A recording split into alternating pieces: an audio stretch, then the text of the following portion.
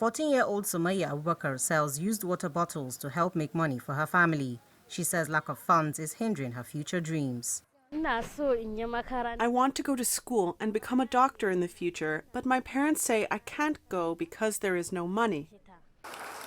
Nigeria has about 20 million children out of school. More than half of them are girls. The United Nations says girls around the world continue to face unprecedented challenges to their education, their physical and mental wellness, and the protections needed for a life without violence. UNICEF says insecurity, especially in the north of the country, which has led to the abductions of hundreds of girls from their schools, has discouraged parents from sending their children to school. Education experts say high rates of poverty, cultural and religious beliefs are also responsible for the low level of education among girls in the country. Girls are rather sent off to, are rather married off or sent to hawk or do menial jobs than to be sent to school, because education, they don't see it as returning investment for poor households and also places where there's insecurity. Even with all the efforts from different policies and programs rolled out by federal and state governments and also international organizations, you see that it does not really have effects. Instead of the numbers decreasing, it's increasing. As countries mark this year's Day of the Girl Child, education advocates are stressing the importance of educating girls, especially with information and communication technology.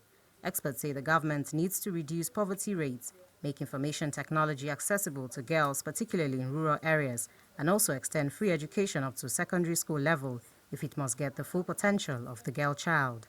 What efforts is government doing to reduce the poverty gap, where poor households have access to incentives to send their children to school, especially girls? So access to technology, internet subscription, we have broadbands in marginalized communities, we have simple subsidized gadgets for these girls, where all their curriculum, with or without internet access, can also be accessed. Government needs to look at the Universal Basic Education Act again, which says that education is free for 9 years. How can we make it 12 years? That covers the period of primary school, junior secondary school, and most importantly, senior secondary school, because that's where we see children drop out from school most times.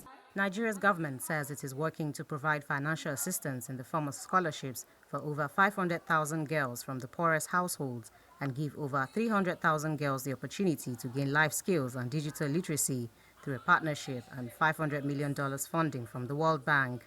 The project, which is expected to last until 2024, could see out-of-school girls like Sumaya get one step closer to realizing their dreams. Ajek Mangut, CGTN, Abuja.